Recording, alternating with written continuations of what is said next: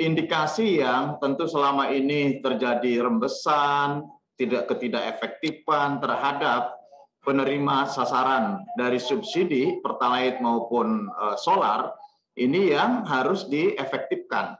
Bagaimana cara mengefektifkannya? Ya salah satunya dengan menggunakan aplikasi My Pertamina.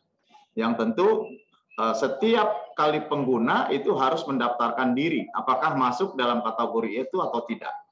Nah, ini juga yang tentu harus didalami betul, karena jangan sampai kita ingin sasarannya adalah kepada yang berhak menerimanya, yang kelas menengah ke bawah gitu ya, yang memiliki kendaraan.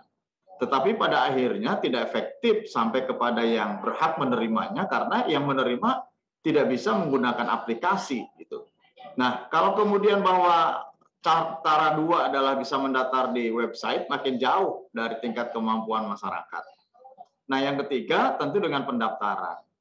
Saya pada waktu 2018 ini menjadi pimpinan Komisi 7 yang juga mengevaluasi terhadap pelaksanaan subsidi BBM. Dan ada salah satu perusahaan swasta yang menyalurkan solar, dia sudah menggunakan pembatasan, ya, terregistrasi. Setiap kali pembelian itu terregistrasi. Karena pada akhirnya pembeli dan SPBU itu ya memang akan menjadi rutin, ya. Seseorang akan membeli di SPBU tertentu secara rutin. Nah, ini yang diharapkan ke depan, bahwa apakah subsidi terbuka ini efektif dengan pembatasan seperti ini. Atau mungkin bisa dilakukan subsidi tertutup dengan cara-cara yang lebih sampai kepada personal, misalkan dengan kartu, gitu ya, dengan kartu masing-masing kepemiliki dengan besaran tertentu. Ini tentu yang nanti ke depan harus dievaluasi betul, dan kami di Panja Migas Komisi 6, Panja Energi, tentu juga akan mendalami sejauh mana sebetulnya keefektifan subsidi ini terhadap rakyat yang membutuhkan, dan sejauh mana tentu sistem yang digunakan oleh Pertamina dalam rangka membatasi keefektifan penyaluran subsidi BBM. Baik, Pak, lalu untuk konsumsi sendiri gitu ya Pak, kita ketahui kan bahwa konsumsi BBM bersubsidi ini memang over kuota gitu Pak, seiring dengan pemulihan ekonomi pasca pandemi. Nah, apakah pembatasan pembelian BBM ini begitu akan mampu membatasi konsumsi BBM bersubsidi Pak? Karena akhirnya menjadi pilihan. Di lapangan itu menjadi pilihan ya. Ketika seseorang ingin membeli bahan bakar, ya, bahan bakar minyak, menjadi pilihan pada akhirnya. Orang yang mampu pun ya memilih yang lebih murah, memilih Pertalite gitu. Kalau dulu memilih premium gitu ya, yang lebih murah. Tapi pasca dihapuskannya premium, kemudian diberlakukannya Pertalite, itu menjadi pilihan. Orang memilih Pertalite gitu. Padahal semestinya untuk yang tidak disubsidi itu ada Pertamax. Jadi gini ya, ya memang agak ironis gitu ya, agak sulit kita untuk bisa bagaimana menerapkan idealnya BBM dalam negeri ini, karena yang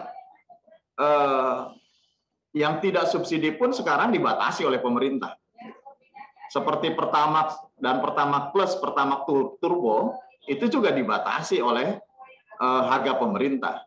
Pertamina ini memang serba salah gitu ya, karena akan menerapkan sistem yang lebih harga pasar juga nggak bisa, karena Pertamina mendapatkan penugasan dari pemerintah. Nah, bagaimana dengan yang subsidinya diatur oleh kuota, oleh anggaran belanja negara? Belanja negaranya misalkan 40 triliun. Nah, hari ini dolarnya naik, rupiahnya turun, otomatis harus dihitung kembali. Kemudian harga crude oilnya naik, berarti harus dihitung kembali.